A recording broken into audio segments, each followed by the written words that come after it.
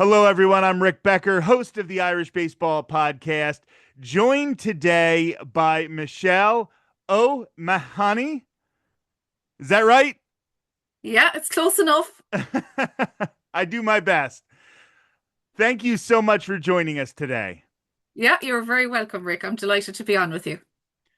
So, we are going to be talking, first of all, and we might get into a couple other topics later, but we're going to be talking about Stephen Moylan, who left County Cork in Ireland and ended up being a huge figure in the founding of the United States. So, as we celebrate or commemorate the 250th anniversary of the United States, Stephen Moylan is a very important Irish immigrant figure in that story. So, the very first question I want to ask is Moylan is actually credited with being the man who coined the name the United States of America. So, why does he get that credit and when did he first use the term? Okay, so I think we'll work backwards a little bit on this one. So the easiest way would be on the 2nd of January, 1776, the start of the new year. A letter was written by Stephen Moylan to Joseph Reed. And basically, it was really a sort of foreign policy diplomatic letter along the lines of I'm going to go abroad and I will seek to get support for obviously the 13 colonies were breaking away and independence was on the cards. So he said, getting support for the United States of America. And that is the earliest written evidence. It is in New York, I think, in the public library, in the Joseph Reed papers, of the phrase the United States of America. And I suppose it also would be there's an element of an Irish person, an Irish born, Cork born person, being at the centre of an early foreign policy document, which was to get support back in Europe for the United States. And at the time, you must remember that the um, the whole aspect of getting support and the breakaway for the colonies was to break away from the crown, and therefore support was most likely going to come from the French Republic, the Kingdom of Spain, and quite possibly the Dutch Republic as well at the time. They were the main areas. So literally anybody who wasn't really that friendly with the United Kingdom at the time was a good person to suggest that you get support from in your campaign to seek independence. We can only really imagine, I suppose, like in the lead up to the Declaration of Independence, what were those names that they were going to come up for the 13 colonies when they broke away? Were they going to call them the United Colonies? Were they going to call them the breakaway colonies? Was it just going to be United America? I suppose we take it for granted that the United States, well, at least we do over here, the United States of America is the United States of America. But what was it before then? And people might wonder whether it was, the time of Christopher Columbus, the types of time of St. Brendan the Navigator. What actually was it called? Um, so therefore, we take it for granted, and I'm talking from my own perspective over here. But when you hear that an Irish person was the first person to actually say, write the phrase, may not be the first person to speak it, but the earliest evidence that we have in the absence of anything to the contrary is the 2nd of January. So what an amazing year 1776 was. It started on the 2nd of January, and this year over here we've had celebrations in Cork.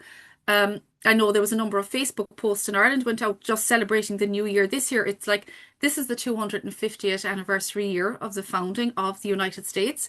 And it was, founded in July 1776, but an Irishman actually commenced that year, the start of the year, on the 2nd of January with a letter that mentioned it, which we're actually quite proud of. And something that people don't realize in America is that he wasn't really known for that over here. He's got far more of a fan club stateside than he had back here in his own town. Only a handful of people would have known about it. And I suppose, as a historian who has worked in the famine era in Cork from in the 1800s and a little bit back before that, he is somebody who's largely has not been on my radar either. And it took me a while to figure out why. And it's largely because I think he was actually in the shadow of his more famous brother, who was Bishop of Cork at the time, and everybody knew him but forgot about his other siblings who had immigrated to America. That is very interesting. So, why don't you just talk a little bit about that sibling who was the Bishop of Cork and what sort of reputation he has? If his legacy has sort of been preserved more over there, what is that legacy? So the Bishop Francis Moylan legacy, so he was known as Francis Moylan. There's a number of siblings and sisters and brothers there. So the bishop was the person who was, I think he was Bishop of Kerry for a little while, and there's probably more ecclesiastical historians out there who know a lot more detail on him than I have. But he would have been the bishop in Cork. And when he was the bishop in Cork, he helped, there was a woman called Nan O'Nagel. Um, and he helped Nan O'Nagel to set up her order of nuns. So there's a presentation order of nuns was set up in Cork through the work done by a nun called Nan O'Nagel.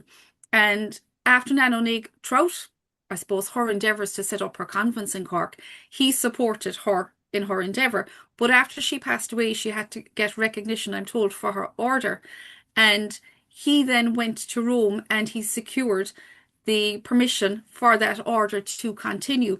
So Nan O'Nagel, in setting up the presentation order, actually worked quite closely with Bishop Francis in getting his support for her cause. Now, if you come to Cork today, there is a Nan O'Nagel museum because Nan O'Nagel helped the poor, she helped the sick, she was almost like the religious version of Florence Nightingale to a certain extent, is probably the easiest way to sum her up. And there's a number of books written, but there is a museum dedicated to her. And his affiliation with her presentation order has been one of the main reasons why he was important. But he also spearheaded a building program in Cork City. So we have the what is known as the North Cathedral in Cork on the north side of the river, which is actually where the Moylans came from. As his career, his ecclesiastical career progressed, he decided then that he would spearhead this building of a cathedral on the site of a smaller cathedral, which was a very small church. We were coming out of the penal laws where Catholicism had a huge amount of constraints in terms of whether you could practice or not. And he was at that era where it was becoming fashionable and was becoming okay to start building churches. So therefore, he started this building program, and the North Cathedral that we have today is largely a result of the bishop's endeavours. So he was important to the religious infrastructure of Cork, and I suppose because his brothers were out of the picture and they never really came back, they were just, people that wrote to him. There's a few letters there. The dots never really got joined up on a level that they were about his brother. So it's only recently that a lot of people are starting to recognize the importance of the Moylans. It's not just the bishop or it's not just Stephen. There's a few more of them that are interesting characters as well. So, what was Cork like when Stephen Moylan left for North America? Why did he leave? Was it to reach for a better opportunity, or was he stuck in a really bad situation there? So I suppose it's a number of factors. So you have to sort of take him back to his childhood. Stephen Moylan, what people would presume would be an Irish person, and the usual narrative is you emigrate to America for a better life and for, better opportunities. But Stephen Moylan came from a wealthy-ish merchant Catholic class in Cork. So he wasn't really down in his luck, but he was born at a critical time, which I have mentioned already, in the penal laws, when you were punished for practicing Catholicism. So that meant you couldn't send your children to a school, a Catholic school, if you had no education in Ireland in the 1730s to the 1750s was going to be very limited anyway. It was the preserve of the wealthy and the rich and the well-to-do. So Stephen's father actually had a business on the quayside in a place called Kirrill's Quay, and he was involved in the meat industry and he was involved in preserving beef and meat with using salt. Salt had to be imported from the continent of Europe to Ireland. So because his father was on the quayside, he was, being a major provider of meat for the shipping industry. And meat, as you know, if it's not salted and cured, is going to go off. So salt was critical to his father's, we'll say, butcher business that was involved and he was involved in shipping as well. So between shipping and salt and beef, that meant that the father had to have a steady supply of salt, and there was various runs over and back to the continent to acquire salt. But when Stephen was growing up, Cork City had a poorhouse. The famous Shandon bells were built in was it 1752 is when they first rang out, and they would have been quite close to where Stephen was born in 1737. Those bells are iconic. They are still there today for every tourist to go and play. So the bells would have been there as a landmark for anybody who knows Cork. His father, as I said, was involved in shipping, but also to get an education. His family were wealthy enough that they shipped Stephen and his brothers to France to be educated by the Jesuits in a school in France. So if Stephen was sent to France, he grew up exposed to French culture, French cuisine, French clothes, the French ideals at the time of the French Republic. All those things were starting at the time. So it's no surprise to me that he was the person who was aide de camp later in life to George Washington, was the person who could go and write this letter and who could offer his services to go to France or to Spain on what we would call today a foreign policy diplomatic mission to get support. You know, there's some things change and some things don't change, but you can see the parallels in terms of him advocating as an envoy to go. He would have grown up in France. He would have known the languages. He also spent time, I think, with the salt, we'll call it, looking for salt for his father and the various missions he did. He traveled, he spent time in Lisbon. So you're talking about a good linguist, a person who's fashionable. I spoke to somebody who, in America recently, whose word for Stephen was that he was a dandy. He loved his fashion and he loved being really presentable. Um, and you see all these traits coming through. But if you kind of look at his early years in Cork, his life, the fact that he was educated in France, you see all these snippets of how his life in his early years may have informed his decisions later on, where he becomes this person who was close to George Washington. And you can see how not every Irish person who was involved with the founding fathers in 1776, not all of them would have come from that sort of background and awareness that he got through his early years and where his life took him. So he's really, to me, somebody who's, you know, he's a full package of his life experiences before he ever gets to America, and he draws on them really well over there. Um, as regards Cork, um, Cork in the 1730s, 1740s, is a little bit like what you would envisage in the famine years. Not much really had changed. The city was a certain size. However, I would say that the area of the city that he came from would have been more important back then to agriculture and commercial life of Cork City than it is now. The city was divided more so into two channels of the River Lee back then. Now we still have two channels, but between the two channels of the River Lee, it's an urban environment. It was a very marshy environment with a few with buildings back then, but most of the economy took place in a place known as the Butter Market, where all the farmers from the countryside would bring in, they would sell their milk, they would there was a butter market, and that a lot of the product that was produced there in that Blarney Street northern side of the channel near the butter market, that's where it was a commercial hub. And it wasn't far from there on the quayside where his father had the business.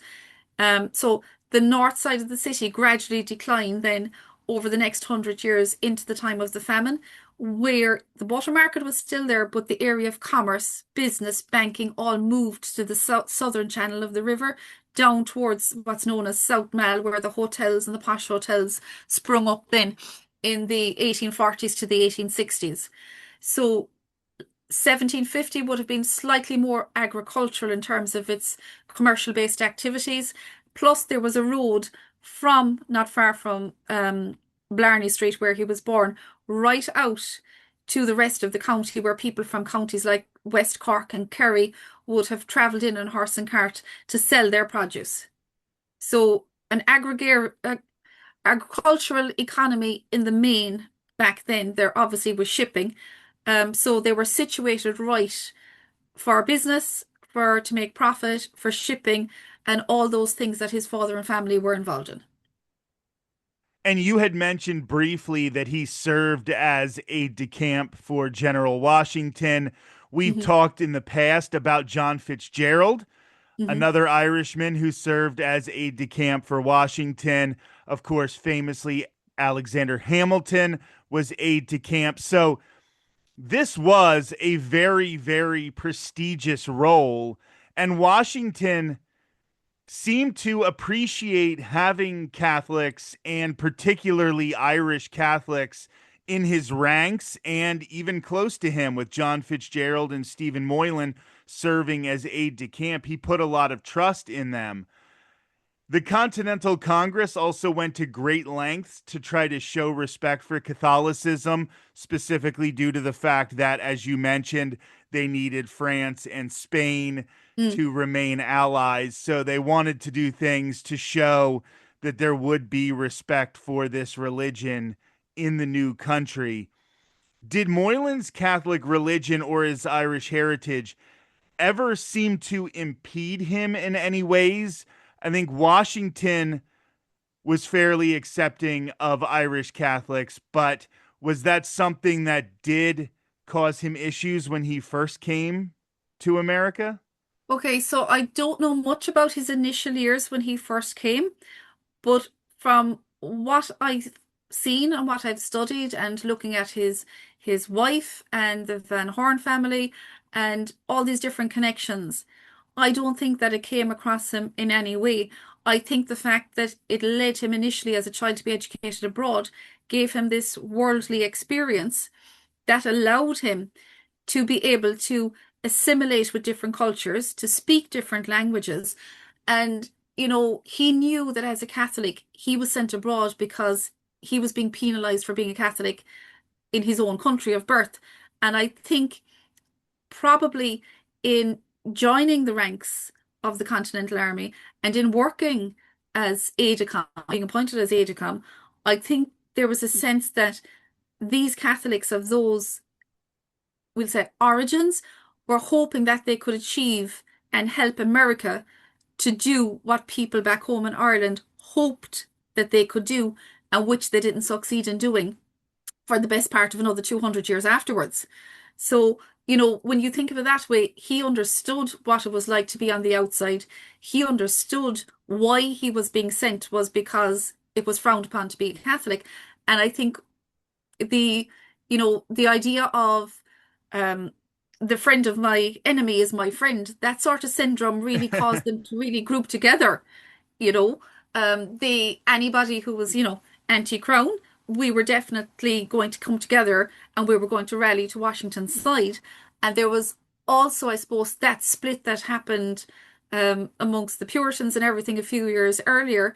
The reason why they came on the Mayflower from places like Holland, from the UK, there was a split there in the Protestantism element itself, and you had Presbyterians moving over, and you do see that Moylan's friends are friends from many different walks of life and many different faith groups, and he doesn't seem to stand on ceremony at all. It's part of the bigger ideal of what they stand for, and the good that's in them and what they want to achieve, rather than sensing that they're impeded by their religious differences.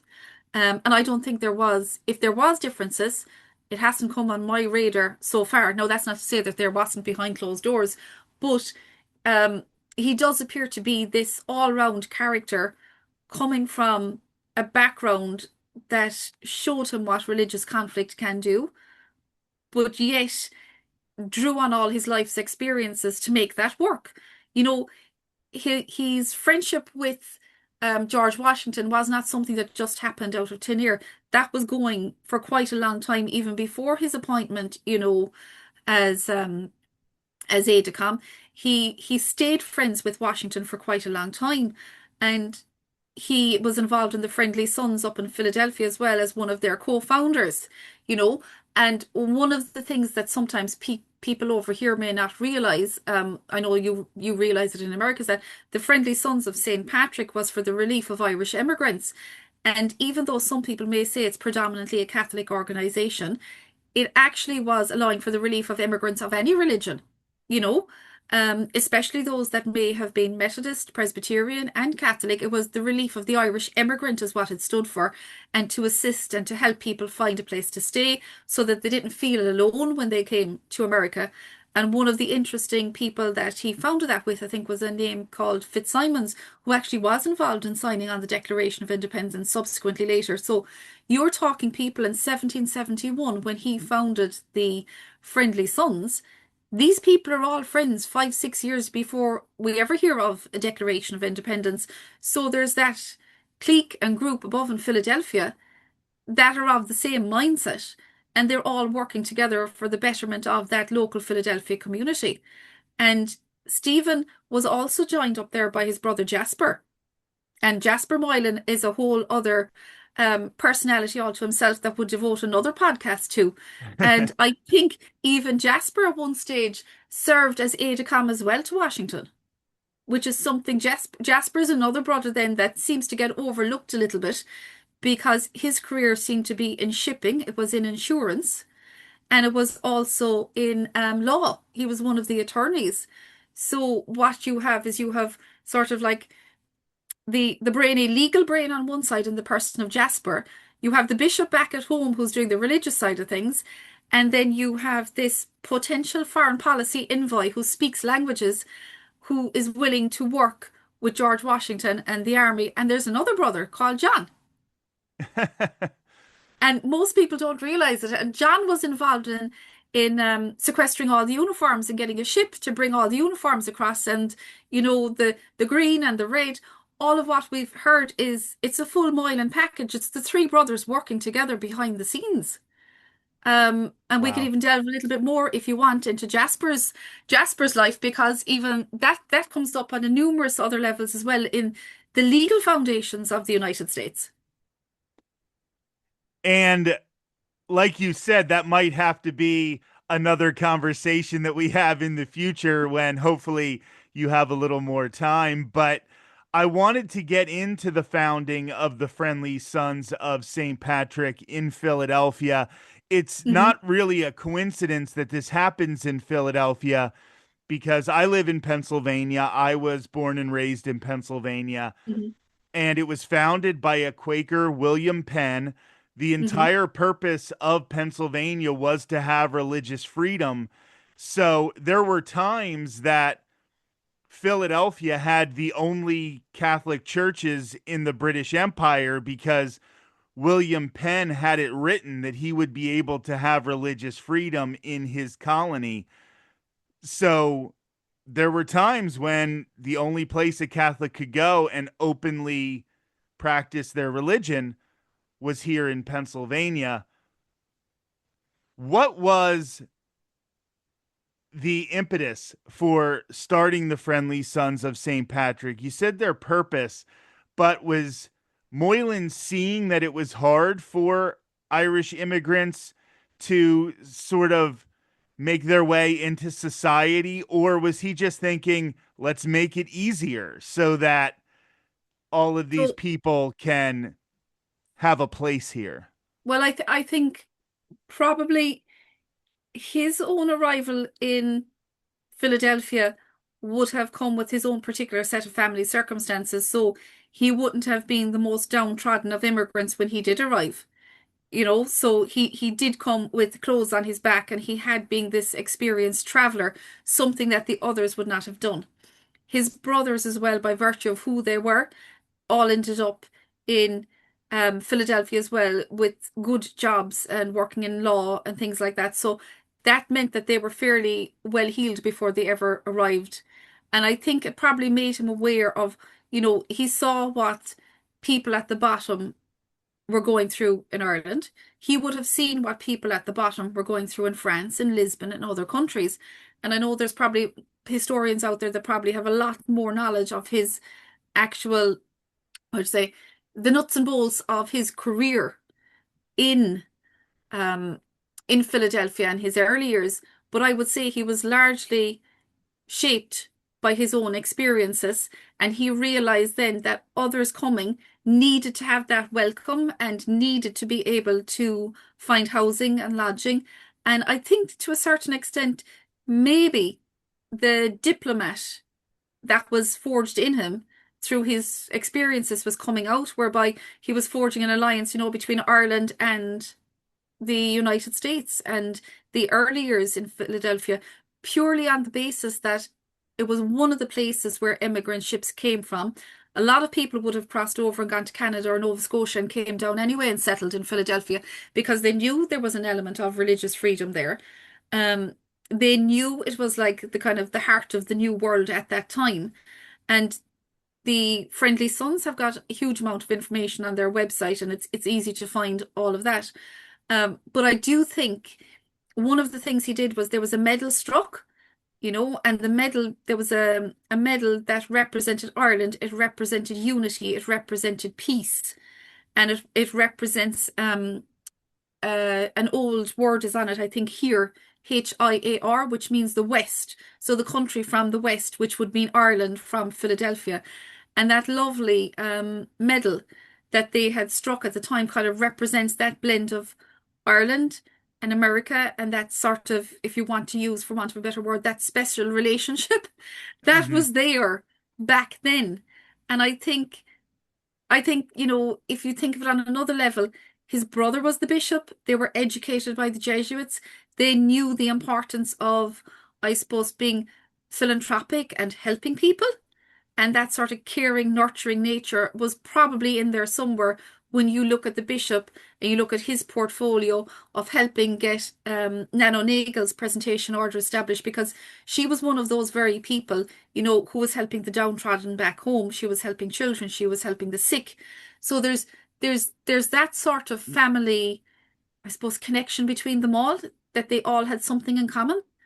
So I can see them all coming and drawing on their own Irish experience.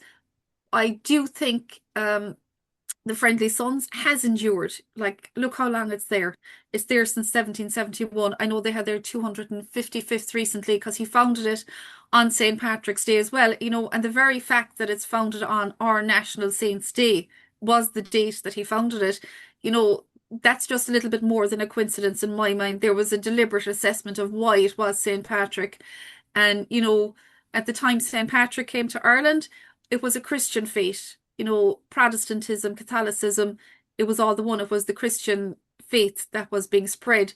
So maybe there was a little element of that going on in his head. I'd like to think there was. I think Moylan, he's not somebody who seemed to kind of incur hatred or incite anything. It's largely somebody who was there to try and promote the unity of the colonies and anything he could do. Now, there's probably a whole other narrative as well, but just looking at it from where he came from, his family background, there's trends that you can see on a sociological level. So I'm going to paint a little picture here for this last question, and Hmm. that is somebody wanting to commemorate the 250th anniversary of the United States. So they go to Philadelphia, they park in a parking garage, they spend an exorbitant amount of money to do so.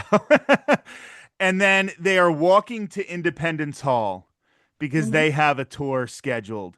And they're going to see where the Declaration of Independence was signed, where they had a bunch of these debates Hmm. on declaring independence. And as they're walking up to Independence Hall, they see a statue. And they're like, I wonder who that statue commemorates. It could be Thomas Jefferson. It could be George Washington. It could be John Adams. It's not. It's Irishman John Barry, who is considered the founder of the U.S. Navy. Navy. Hmm. And you have found through your research a connection between Moylan and Barry. If you could just very briefly, because we don't have a ton of time left, but if you could just sort of go over that connection that you found. Okay, so the connection basically between John Barry and Moylan is that you heard me reference Jasper Moylan, the attorney. So Jasper Moylan was married to John Barry's sister Eleanor. Wow, that is So incredible. So John Barry had a younger sister who's about, I'd imagine from the records I've seen in some of the genealogical records, between 12 and 14 years younger. She's the baby in the family of the Barrys. Now, we all know that Commodore Barry left Ireland when he was about 15 years of age. So she would have been a baby. But she ends up making her way to America and she marries Jasper Moylan, which is Stephen Moylan's brother. So Stephen Moylan's sister-in-law is Eleanor Barry, the Commodore's sister. Now Jasper then Eleanor dies, Jasper remarries, and there's a whole other story following that. But I think she had children from her first marriage when she married Jasper. And what I have been told is that we often see a picture of the Commodore with a younger child in the Oh, photographs, wow. and that younger child is actually his nephew. Now, it's up for debate, but it's something I have been told by a family member who is a direct descendant of Jasper and Eleanor Barry. That She is she very, she very reached out to interesting. me because she heard that I had found, and she said yes. I had it on my Facebook account, and she reached out to me and she said, yes, I am the fourth or fifth great great granddaughter of Jasper Moylan and Eleanor Barry. Now, the other question is the Barry family, we say in Ireland, we know, and it's all there in the Naval Academy and everybody who supports Barry, was that the Barrys came from Wexford. However, I have seen something online that suggests that by the time his younger sister was born, she may have been born in Cork. So the family may have moved from Wexford, where the Commodore was born in the early years. They may have moved. Now, I can't prove it yet. I don't think we'll ever prove it, but one of the things was that the younger sister may have been born in Cork. And remember, in Cork, we have a very famous tea brand known as Barry's Tea. So, for anybody's listening, Barry's Tea comes from Cork. So, maybe a few years before the Barry family ever got to Wexford, maybe they originated in Cork. I'm just throwing it out there. That's just a little bit of fun. But his sister is married to Jasper Moylan. So yes, the Commodore's baby sister is Stephen Moylan's sister-in-law. So there is a family connection. So it all makes sense. And Michelle, just before I let you go, can you show on camera your book? Because I do want to promote this here. And it's not necessarily related to the topic of today, but your Famine in Cork City book definitely has an impact on any Irish American because we can never downplay what the famine did for Irish immigration to the United States. And Thank you. Yeah. definitely, if you can pick up that book, everybody do it now. So largely what I focus on is life in the workhouse system in Ireland. And anything that's in this book basically is the famine experience of people in Cork workhouse 100 years after Stephen Moylan was born. So it's a snapshot of Cork history. It goes through everything they had, from their diet to what they ate to how they lived in a workhouse to the medical doctors that attended them.